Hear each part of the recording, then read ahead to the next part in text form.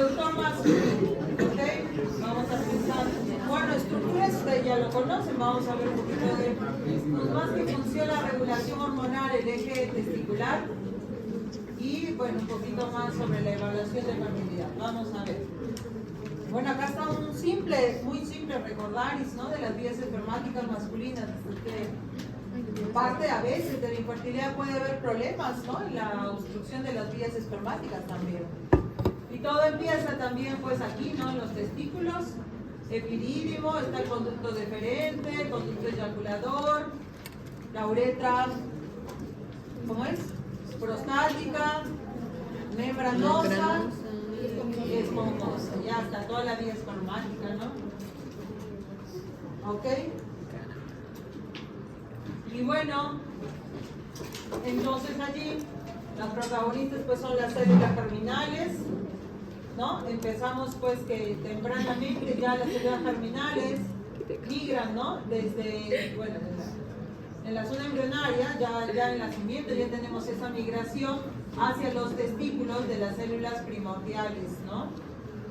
Y es aquí donde se ubican, en los túbulos, ¿sí? Túbulos seminíferos, en los bordes de los túbulos seminíferos, justo inmediatamente debajo de la membrana basal, se van a ubicar las espermatogonias, ¿no? Y allí, en la etapa de puber y adolescencia, pues se van a activar, ¿no? Lo que es la espermatogénesis. Muy bien. Es así entonces cuando consideramos células germinales, las que están justo por debajo de la membrana basal, las espermatogonias, las cuales se multiplicarán y diferenciarán a espermatocitos primario, secundario, y luego espermátides hacia la luz, ¿no? Todo el proceso de espermatogénesis. Y luego de espermogénesis, esas espermátides se van a diferenciar en espermatozoides. Muy bien. Ok. ¿Qué más tenemos allí? Además de las células germinales, están las células de Sertoli, ¿no? Que es como el sostén, la protección, no solo lo nutren, sostienen todo este aparataje para que se dé la espermatogénesis, ¿no? También forman la barrera hematotesticular. También, ¿qué hacen? Producen, ¿qué hormona? La antimineriana, bueno, la hormona inhibina, sí, justamente estimulada para inhibir, regular a la producción de FSH. Bien, por fuera, entre los túbulos seminíferos, por eso llamadas células intersticiales, también conocidas como células de Leydig.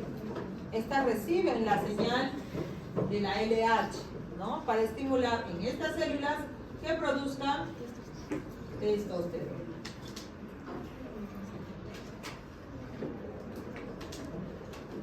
Muy bien. ¿Ah? Ya pasó. Bueno, y aquí tenemos entonces al eje hipotálamo, hipófisis, testicular, ¿no? Ahí está. Entonces, ya hasta allí tenemos al hipotálamo que va a producir y liberar la hormona liberadora de gonadotrofina.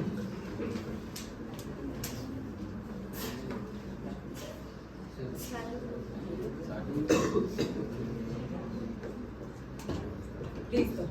Ok. Y bueno, esta hormona llega entonces a las células gonadótrofas, ¿no? En la adenopófisis. Y va a liberar ¿qué hormonas? ¿Cuáles son las gonadotrofinas? LH y FSH. ¿De tres van? Ok, la LH y FSH. Muy bien. Tenemos aquí a la FSH. Están haciendo. Allá, bueno. Así va a ser el adrenalina. Muy bien. Y tiene el blanco, ¿no? De la LH, viaja hasta el intersticio entre los túbulos seminíferos, ¿no? Y llega a las células de Leydig. Muy bien. Vemos ahí el efecto, donde las células de Leydig, ¿no? Por el estímulo de la LH, secretarán testosterona. Allí está lo que les hablaba al inicio de la primera clase. Les hablaba de que hay algunas hormonas con función paracrina, ¿no? Entonces la testosterona, una vez producida por estas células, miren, tiene una función paracrina y va a viajar, ¿no? Y cruza hacia los túbulos seminíferos. Y es allí donde va a ejercer su acción, ¿no? Esta testosterona sobre las células de Sertoli. Asimismo también pues sale, ¿no?, al torrente sanguíneo, ¿sí? Sale el torrente sanguíneo y va a ejercer su efecto, ¿no? Para algunos efectos sobre el sistema nervioso central, que ustedes ya saben el comportamiento, ¿no? El comportamiento en varones, sobre todo porque ellos contienen, pues obviamente, mucho mayor concentración de testosterona, ¿no? Ese comportamiento a veces agresivo, de competencia, etcétera, ¿no? Va a estimular, ¿no?, en los púberes y de ahí adolescentes, ese estirón que decimos, ¿no? Hay una actividad permisiva sobre la GH, ya que la testosterona influye entonces en el crecimiento de huesos y músculos, ¿no? ¿Qué más? Bueno, pues todas las características va a establecer si recién se van a manifestar y mantener luego, ¿no?, los siguientes años, las características sexuales secundarias, ¿no? El engrosamiento de voz, crecimiento del vello, etcétera, ¿no? Aquí. Y en general el mantenimiento de órganos y glándulas accesorias, ¿no? Muy bien. Bueno, y nos vamos al otro lado, la otra hormona, la FSH. Una vez liberada la FSH, va a ir hacia los túbulos seminíferos. Y su efecto blanco son las células de Sertoli, también llamadas sustentaculares, porque justamente ellas son el sustento, ¿no?, de todas estas células germinales. Entonces, en primer lugar, pues lo principal, pues sabemos entonces que va a estimular la espermatogénesis, ¿sí? Y luego la última diferenciación, espermiogénesis. Muy bien. También va a sintetizarse esta proteína, la proteína de unión al andrógeno. Entonces, esta proteína se une ¿a quién? A la testosterona, para permitir también mayor tiempo de vida, que pueda distribuirse la testosterona, ¿no? Entonces se une la ABP. ABP más testosterona, ¿no? Y en cuanto a la regulación, pues va a secretar también inhibina, lo que les decía, ¿no? Entonces, la inhibina genera un feedback negativo de asa corta hacia la adenohipófisis, inhibiendo específicamente la secreción de la FSH. Se habla, algunos estudios han hecho sugiriendo que podría también tener un feedback negativo hacia el hipotálamo, ¿no?, para inhibir la liberación de la GnRH. ¿Okay? Ahora, por el otro lado, suficientes niveles, ¿no?, de testosterona en sangre van a inhibir al hipotálamo y también a la adenohipófisis, ¿ya?, para regular la secreción en general de gonadotrofina. Acá insisto sobre el asunto, ¿no? Otra vez, vemos ahí la GnRH, FSH y LH, ¿no? Se liberan. Vemos acá lo que mencionaba al principio, ¿no? La LH, que se va hacia las células intersticiales o de Leydig para que produzca testosterona. Sale la testosterona, ejerce sus efectos secundarios en todo el organismo ya comentados. También sobre las células de Sertoli para también estimular esta espermatogénesis. Y vemos aquí pues que cuando se distribuye, ¿no?, hacia células de Sertoli también se une a la ABP, esta proteína de unión al andrógeno, ¿no? Luego salen ejerciendo su efecto en órganos aledaños y en general en todo el organismo, ¿no? Vemos acá la FSH, no, pero antes aquí, bueno, acá la retroalimentación negativa y la testosterona. Aquí sí vemos en los dos, ¿no?, lo que les mencionaba, o sea, hay una inhibición negativa, no solo en el hipotálamo, ¿no?, también en la adenohipófisis, sobre todo sobre la LH, ¿ya?, inhibiendo su efecto en dos niveles, asa larga y asa corta sobre la LH, ¿ya? Pero bueno, y el otro lado, la FSH, ¿no?, ejerce su efecto allí en las células de Sertoli, ¿no? Vemos acá que genera segundos mensajeros, y produciendo, ¿no?, una serie de sustancias. O sea, los productos son de las células de Sertoli, ¿no? Todas estas células, esto en no sé qué color se ve aquí, celeste, ¿no? Celeste, sí, que vemos en la pizarra, todos son células de Sertoli, ¿no? Son grandotas y sobre ellas están pues las células germinales, ¿no? Entonces, producen una serie de productos para estimular tanto espermatogénesis como espermiogénesis. Vemos acá también la producción, ¿no?, de la proteína nueva al andrógeno y también la producción de inhibina. Vemos que ahí específicamente se está inhibiendo la liberación de la FSH. Muy bien. ¿Hasta aquí estamos bien? ¿Todo bien? Una mirada a un cortecito, ¿no? Un corte transversal a los túbulos seminíferos, acá una fotito, y aquí los esquemas, ¿no? Vemos, esta es la parte externa, donde está la membrana basal del túbulo seminífero, y acá la luz, ¿no? Hacia el centro de la luz del túbulo seminífero. Entonces, acá está, ¿no?, la membrana basal del túbulo. Ampliamos un poquito más, por fuera están las células de Leydig, capilares, y hacia adentro, justo inmediatamente después de la membrana basal, están las espermatogonias, todas indiferenciadas, células madre que se multiplican por mitosis y generan espermatocitos. Luego se diferencian espermatocitos 1 o primarios. Conforme vamos avanzando hacia la luz del túbulo seminífero, van diferenciándose, ¿no?, a espermatocitos secundarios, ¿no?, ya por meiosis, ya es meiosis, y de allí a espermáticos. Y luego acá está la espermiogénesis, hacia lo que vienen a ser espermatozoides maduros, justo en el borde, hacia la luz, ¿no?, aquí, hacia la luz del túbulo seminífero estarían los espermatozoides.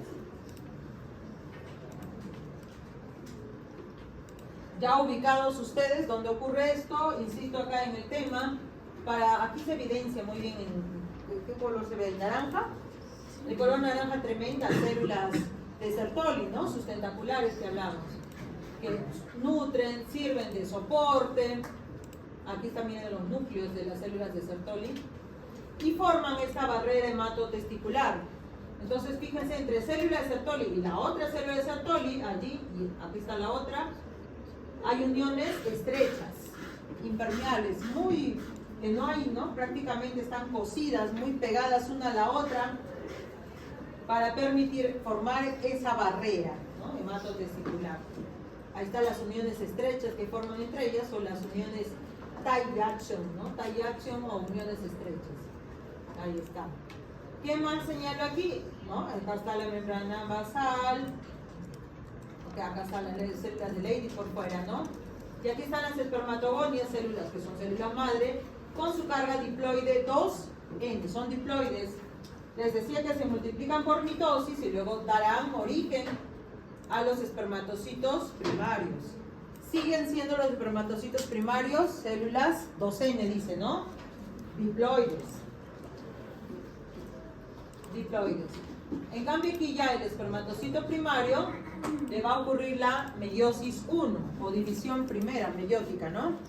De allí la meiosis 1 dará origen al espermatocito secundario haploide, o sea, con carga N, una sola carga, haploide.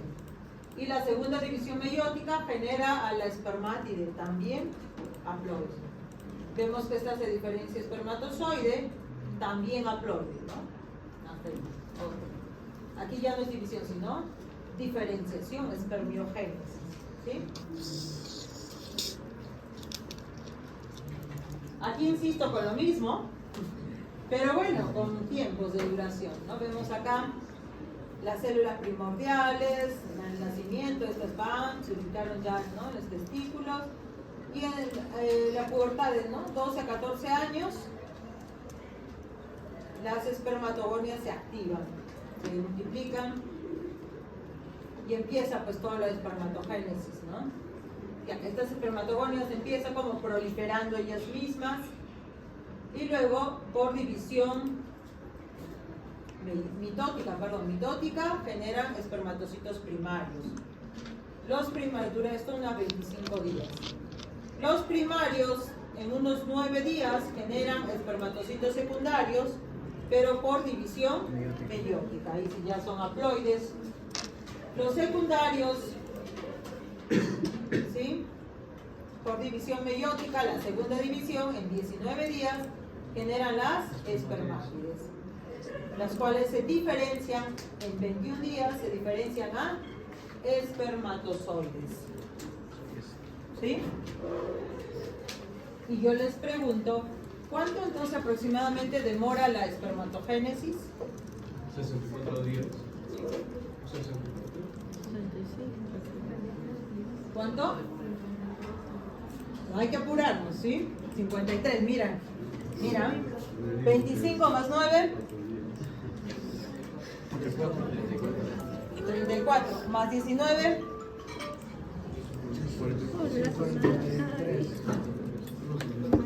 34 más 19. 53. Hasta ahí es espermatogénesis. Si yo les pregunto cuánto dura la espermiogénesis, 21 días nada más. ¿Sí? O sea, uno complementa al otro. Espermiogénesis ya hablamos de diferenciación. ¿Sí? De diferenciación. O maduración ya de los espermatozoides. ¿Sí? Acá, 21 días.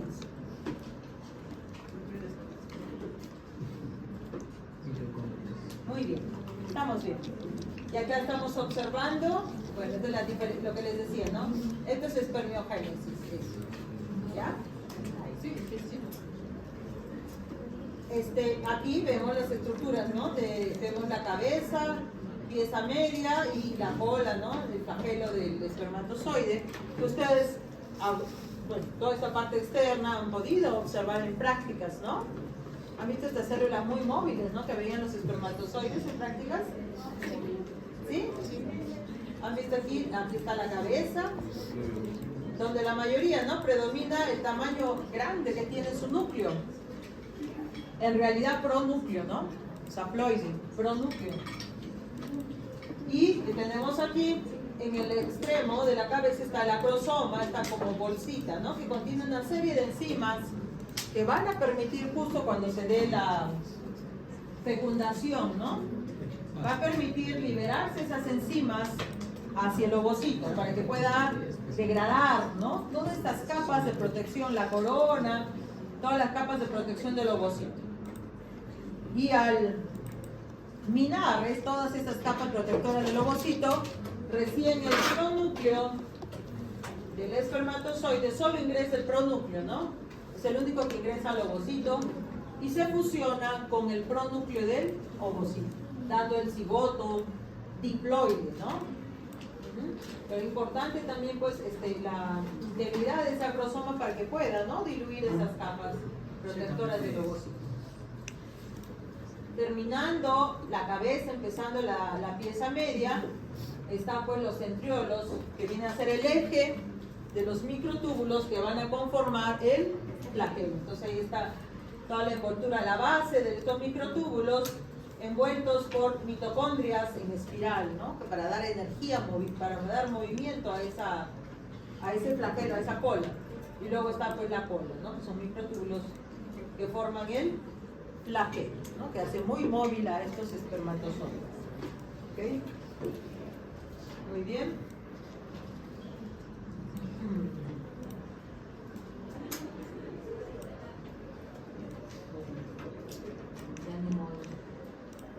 Y luego pues está las glándulas involucradas en la producción de semen que va hacia los conductos, ¿no? Espermáticos.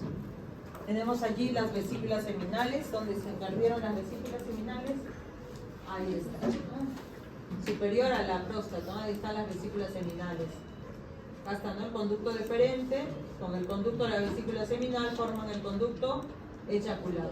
Pero bueno, su función de las glándulas seminales es producir justamente, ¿no? El líquido, el medio en el cual se van a desenvolver los espermatozoides. ¿Pero en qué porcentaje?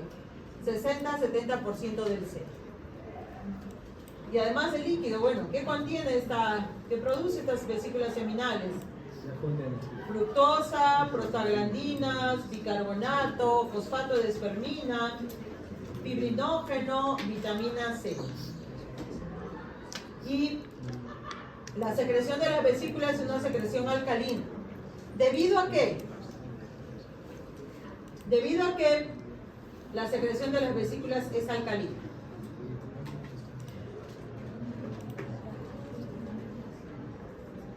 ¿Para qué no se ¿Ah? ¿Para qué no se mueran los espermatozoides? ¿Debido a qué? ¿Para qué no se mueran los espermatozoides? ¿Sí? No, pero ¿por qué? Acá, no hablo de su función, sino qué produce, qué hace que tenga eso. Lo que comentaban sus compañeros, la presencia de bicarbonato. Obviamente, ¿cuánto es el pH del semen? 7,2, 7,8. 7 a 8, ¿no? Ya, si quieren 7.2, a 7.8. Bueno, de 7 a 8, ¿sí? Y pues para llevar a ese pH es pues toda la mezcla, ¿no? De la secreción de vesículas seminales, de la próstata, básicamente de ambas, depende, ¿no? Y finalmente pues da ese pH 7 a 8. Pero en primera instancia, a nivel de las vesículas seminales, su secreción es alcalina debido a la presencia de bicarbonato, ¿sí? ¿Qué más? Permite la producción de ATP. ¿Qué es lo que permite la producción de ATP? La mitocondria. La fructosa. La fructosa. Ok, tenemos mitocondria en los espermatozoides, pero ¿dónde damos? ¿Qué damos los nutrientes? Ok, las vesículas seminales dan pues la fructosa, ya que no en nuestro organismo, no mío, ¿no? Pero en los varones. Entonces, en el ser humano, ¿sí? Ya, las únicas células que utilizan como combustible la fructosa son los espermatozoides. Todas las demás células, su combustible es la glucosa, ¿no? Entonces, es así pues que la fructosa, ¿quién lo provee? Provista por las vesículas seminales, permite, ¿no? Entonces ya en los espermatozoides maduros, ¿no? A partir de allí generar pues ATP combustible, ¿no? Para su metabolismo. Muy bien. Motilidad y viabilidad. Además de la fructosa tenemos prostaglandinas, fosfato de espermina, fibrinógeno, bueno, vitamina C. Todos estos componentes permiten la motilidad y viabilidad de los espermatozoides. La alimentación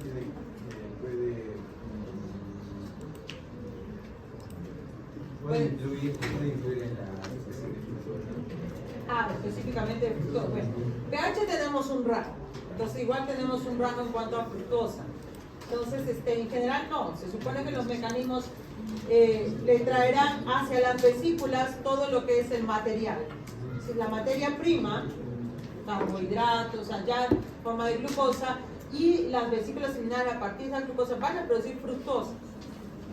¿Sí? Suficiente. Entonces, es como decirte, la alimentación influye en el metabolismo de las otras células. Bueno, finalmente van a producir glucosa, ¿no? Necesita energía.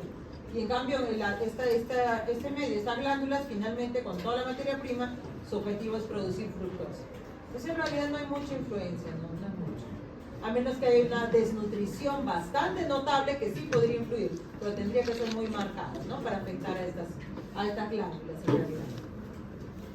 ¿Sí? Bueno, y coagulación. El fibrinógeno. Una vez que el fibrinógeno no se emite en la eyaculación, bueno, el camino ya se activa, el camino de la producción del semen, se va a activar este fibrinógeno. Cuando el semen pues pasa no al ambiente, ya se va a activar, ya no sería fibrinógeno, sino fibrina. Y esta fibrina permite pues darle al semen, una vez eyaculado, darle esa textura tan densa, ¿no? Que coagula prácticamente a la muestra de semen. Y eso está bien, siempre sigue una función reproductora, porque cuando se emite la eyaculación del semen y va hacia entonces su sitio natural de almacén, que es el fin de la reproducción, ¿va hacia dónde? Lo que es la cavidad vaginal, cuello uterino, va hacia el útero, ¿no? Entonces, ese fin es justamente para que permanezca, ¿no? Y se almacena en esta zona, pues su fin es que esté coagulado. Ustedes ya han visto en práctica que 15 minutos después, en adelante, 15 a 30 minutos después, ya poco a poco se va a ir licuando, ¿no? Pero en primera instancia es para conservar la muestra, ¿no? En su sitio de almacenaje, que vendría a ser, ¿no? En la cavidad uterina, hacia lo que es desde la cavidad vaginal en adelante, para que permita conservar la muestra en primer lugar, ¿ya? Y eso para eso la coagulación. Luego está la próstata, debajo, ¿no? De la vejiga, acá está la vejiga urinaria, ubicación de la próstata, y responsable del 25% del volumen de semen, 25%. Y al contrario del anterior, la próstata va a conferir un pH ácido. Obviamente la mezcla de ambos da este pH que conocemos, ¿no? ¿Y quién es el responsable de dar esa acidez a la secreción de la próstata? El ácido cítrico. El ácido cítrico, así es. El ácido cítrico, involucrado también en la producción de ATP, es cierto, pero también confiere esa acidez, ¿no? ¿Sí? Y bueno, salud. Para dar la movilidad y viabilidad espermática tenemos al zinc, que también es un cofactor para la activación de enzimas proteolíticas, lípidos, hay fosfatasa ácida, ¿sí? Que todos estos van a colaborar a la movilidad y viabilidad espermática, ¿no? El ácido cítrico también, ¿sí? Y también tenemos una función de liquefacción. ¿Quién es responsable de la licuación o liquefacción del esperma? La fibrinolicina. Entonces, 15 a 30 minutos después, se necesita pues que esa muestra que estaba coagulada de semen, se necesita que se licúe. ¿Para qué? Para permitir que partan. O sea, en ese momento es que ya en la cavidad uterina, entonces, estos espermatozoides tienen que partir, o sea, la verdadera capacitancia. Sí, recién allí, en ese pH ácido, ¿no? De esta cavidad vaginal uterina, el pH ácido, permite la capacitancia de los espermatozoides. Pero ellos no van a poder liberarla en un medio muy coágulo, muy denso, ¿no? Coagulado. Entonces ya, minutos después, ¿no? La fibrinolicina, al igual el semen, van a poder partir los espermatozoides. ¿Hacia dónde tienen que ir?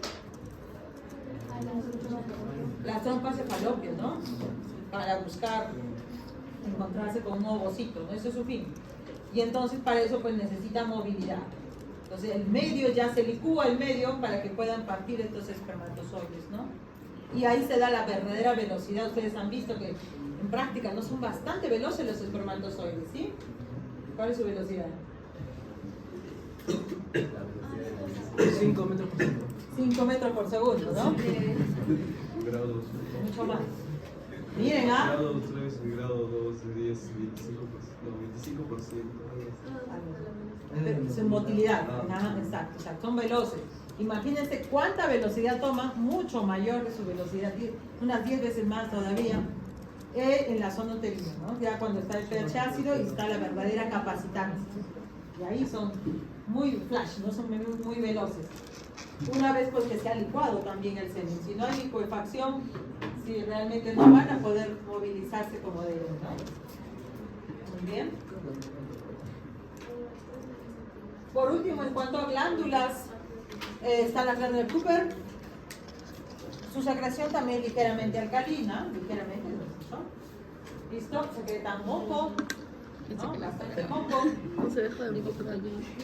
Pero a diferencia del semen, recordemos, ubíquense, mejor dicho, las glándulas de Cooper van a dar esta última parte, que es menos del 5%, pero viene a ser, si hablamos de salida del semen, es la primera parte, la primera porción en realidad que sale. Y este secreta un moco, ¿no?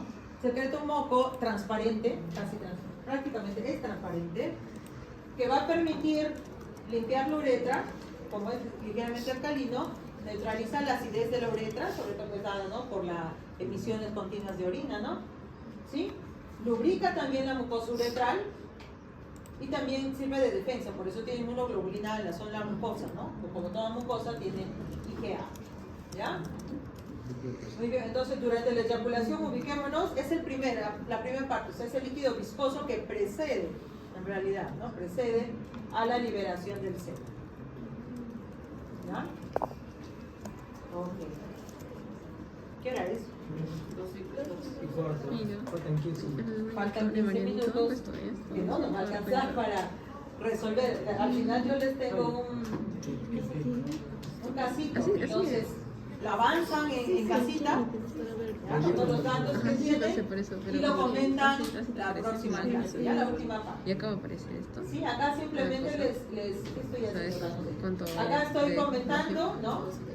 También está el videíto que por cuestión de tiempo creo que no lo pongo ahí.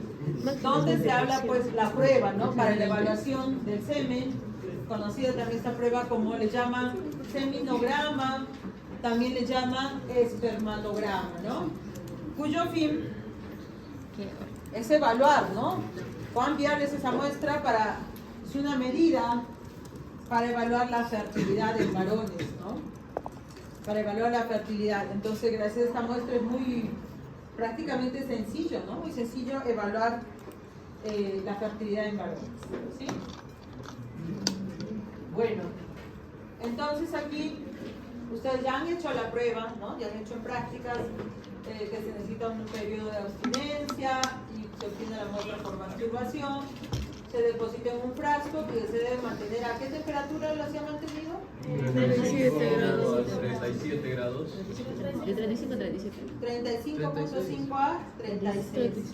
37 puede estar viable, no hay problema, pero lo ideal en su organismo es 35.5 a 36.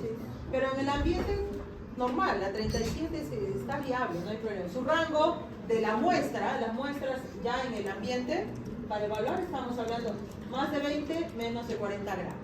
¿Ya? Muy bien, ahí está la muestra.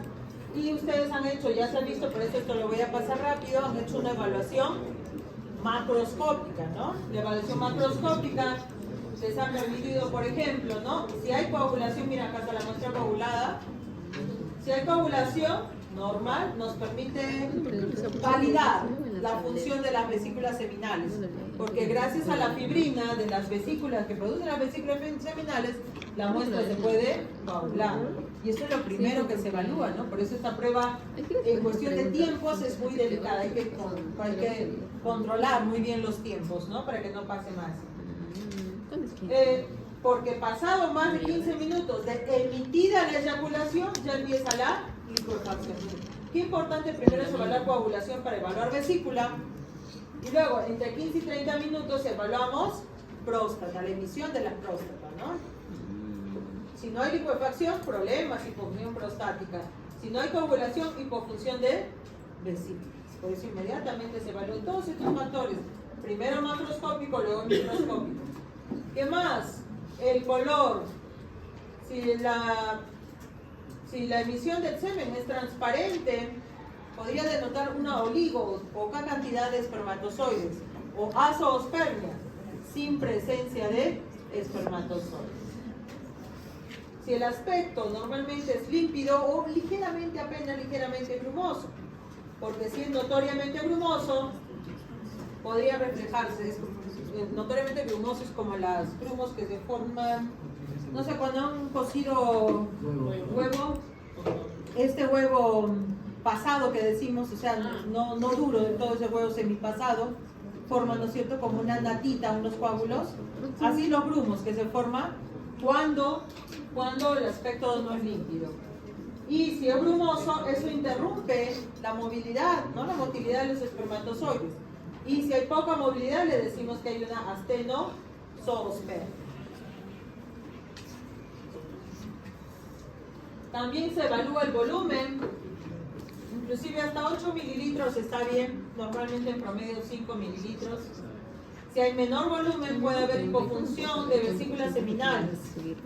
¿Qué también puede pasar? La eyaculación retrógrada.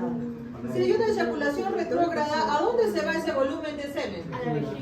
A la vejiga, ¿no? Si hay eyaculación retrógrada, ese volumen de las vesículas, esa emisión de las vesículas puede ir a la vejiga. Y luego la vejiga, ¿cómo se comprueba? Cuando se toma una muestra de orina y se encuentra espermatozoides, se encuentra semen en la muestra de orina. Cuando hay una inflamación, una lesión, una alteración, obstrucción de las vesículas, puede darse esa eyaculación retrógrada. Si es mayor a estos 8 mililitros que les digo, puede haber un proceso inflamatorio en próstata. Bien. pH igual, ¿no? Este pH exacto 7.2 a 7.8. ¿Sí? Tiene que ser exacto.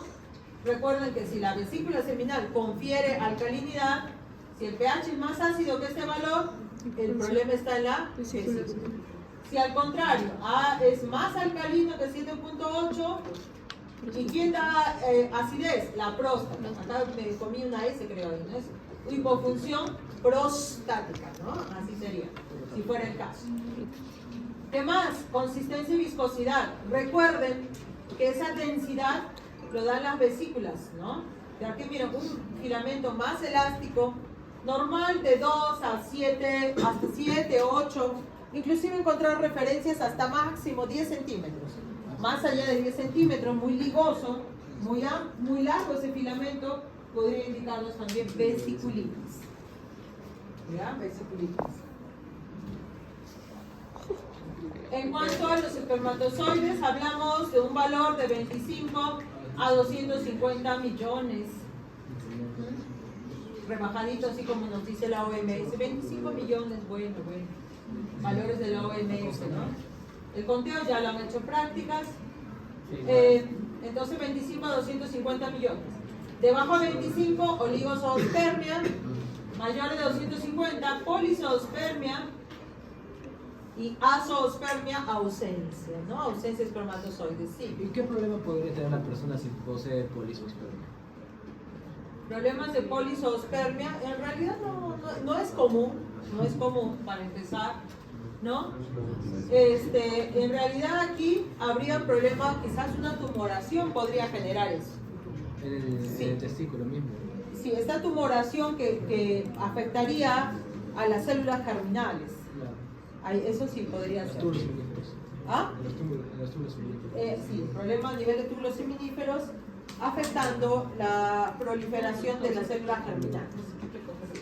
¿Cuál podría ser una alteración en su eje nodal apopófisis? Sí, vale, también es el origen a una hipersecreción, ¿no? De hipersecreción de hormonas.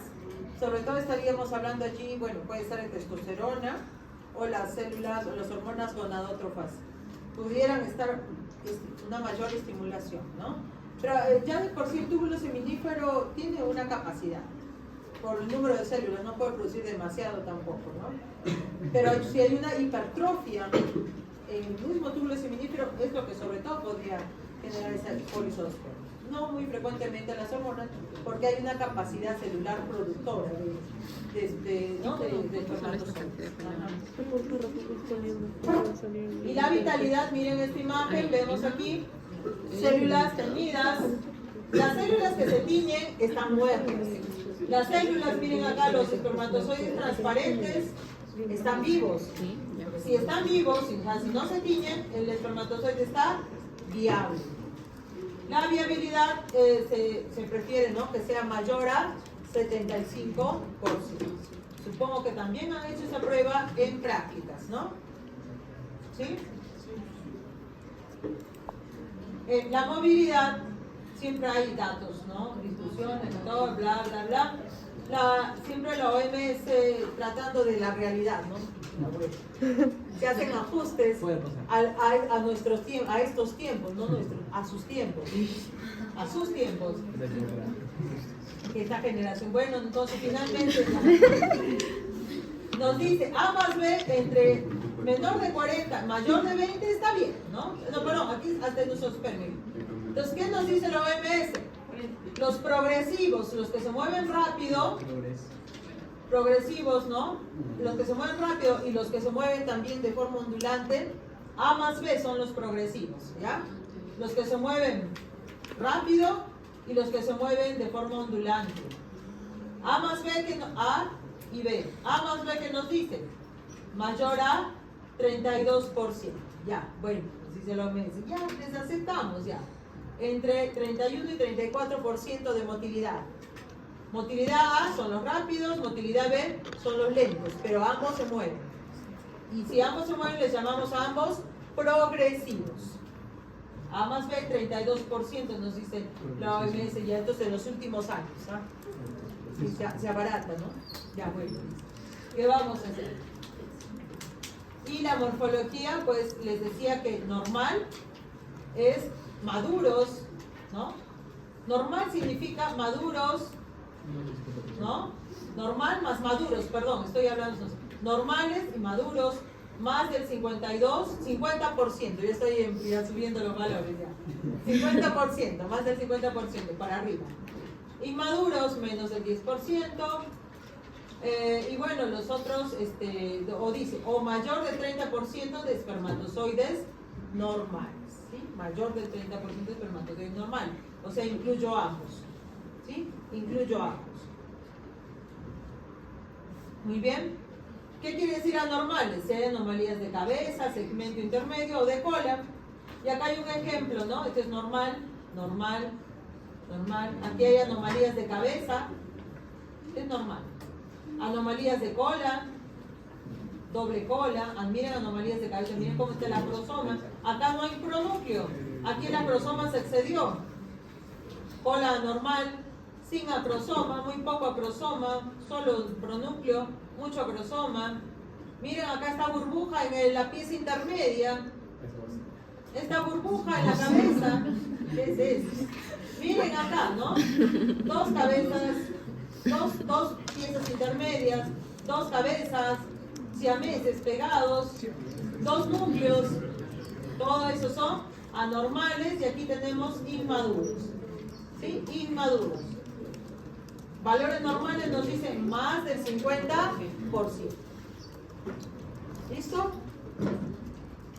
Y bueno, tenemos también, se evalúa también analitos, ¿no? La parte bioquímica. Bueno, indicador de una sana vesícula seminal, se puede hacer el dosaje de fructosa de 1.2 a 4 miligramos por mililitro su concentración. Bien, próstata, prevelar próstata, pues está obviamente lo que ustedes conocen como la fosfatasa ácida de 400 a 700 unidades, ¿no? Microunidades internacionales. ¿Listo? Y ácido cítrico de 3 a 10 miligramos por decilitro también. Para evaluar epidídimo, la alfa glucosidasa, que tiene que ser mayor a 80 miliunidades por eyaculación. El zinc, 2,4 picomoles por mililitro, que evalúa, ¿qué cosa evalúa el zinc? ¿Se acuerdan? ¿Se acuerdan? ¿Se acuerdan? Zinc. Ahí está. ¿Cuál era? Movilidad, pero emitido por la próstata. Claro, movilidad, pero emitido por la próstata. ¿Ya? Ahí ven, ahí está toda la información. Este es un test de anticuerpos, lo muestro aquí para evaluar. A veces la falta de fertilidad suele haber porque no es común, pero hay algunos casos que producen anticuerpos, autoanticuerpos sería. Que en el suero habría anticuerpos contra las células espermáticas. Y esta prueba ayuda a evaluar esto, ¿no? Cuando están los volúmenes de las muestras y si hay un encuentro, ¿no? Entre ambos, demostraría la presencia de anticuerpos anti-esperma. ¿Muy bien? Y esto se los dejo para que lo discutimos. O sea, ustedes ya lo han revisado, ¿no es cierto? Muy brevemente el día. Bien. ¿Listo? Ya está.